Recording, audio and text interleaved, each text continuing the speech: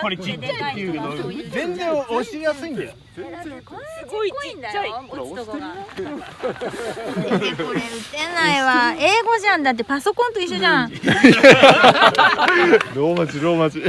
パソコンと一緒。あ、でもひらがなになったわ。なんかそりゃそうだわ。難しい。パソコンのあれだよね。そうだね。かおりん会話がなんかおばちゃんになってくる。おばちゃんなんだ。ほらこれひらがなになったわ。だってそういうものじゃないと思ってたから。